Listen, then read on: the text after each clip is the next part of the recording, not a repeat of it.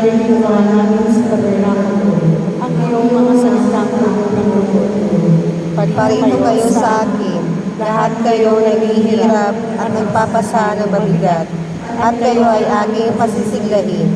Kung amin lamang na matatarok ang dalisay na kaligayahan na magkamit ng iyong pakikiramay, kung amin lamang maranasan na kapag kami ay malubig at inaaba, kapag ang aming mga pag-asa ay naunsyami, kapag ang aming mga lumbay at pagtitiis na di namin kayang ipaalam sa kainuman ay halos na kamatayan, inulubong ang aming kaluluwa.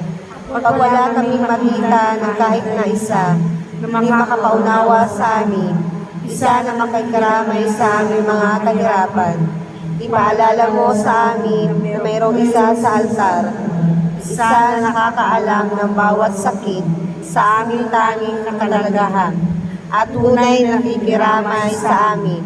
Madamaying puso ni Jesus, ang puso namin ay hinihimik ng pagdamay, at ang magtiis na mahirap ay hindi may tutulad sa kapaitan ng magtiis ng pag-isa.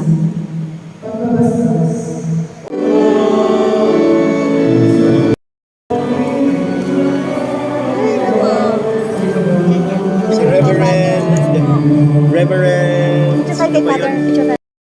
Hello, tapos na ang misa. So, nakaraos na ang aming second day of Sa misa. bahay ni Nati Leti? Yan? Oo. Sa Gabir? Oo. Yan, dito? Oo, dyan.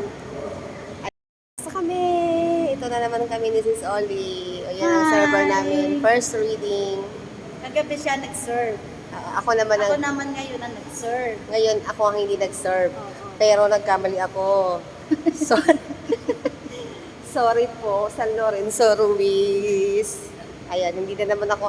Nako, akala ko, talaga naman, ano ba yung sasabihin ko, nagkamali ako. Akala niya. Ang ganda pa naman ng suot ko ngayon. Ready ako sa nobena kasi nga kahapon hindi ako naka-ready. Pinagandaan ko ang nobena ng second day. Na late naman ako. Pagdating ko, nag-holy hour na. Kasi, alam mo ba, ang aga ko nag-prepare sa bahay. Sabi ko, bilisan Ano ko. pala, chinatikitan.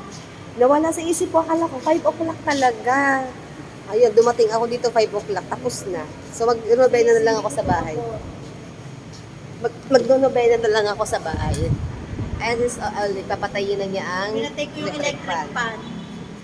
So, yun, So, tomorrow, anong gagawin natin, Sis Oli? Bukas, tayo ay may pilgrimage. May pilgrimage kami bukas. Grabe, wala ng tao. Kami lagi nagpapaiwan talaga dito kasi kami ay nagbablog.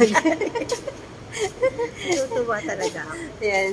Pag si Sister Michelle yung lagi kong kasama magsimba, lagi kami may vlog. Siya po. Bye po, Mama Guada. Gabayan niyo po kami bukas, Gabayan. mga guwada. Yes. Ayan na sila, nag-uwian na ang mga kasama namin. Ay, si Dati Gigi. Bye. Ayan. Ayan. Ika lang, magsisindi akong kandila. Sisindi lang ako, di na ako magtatagal. Ay, wala yata akong bariya, sandali lang. Wala na, ulan na sis. Ulan ba yan? Oo. Ayan.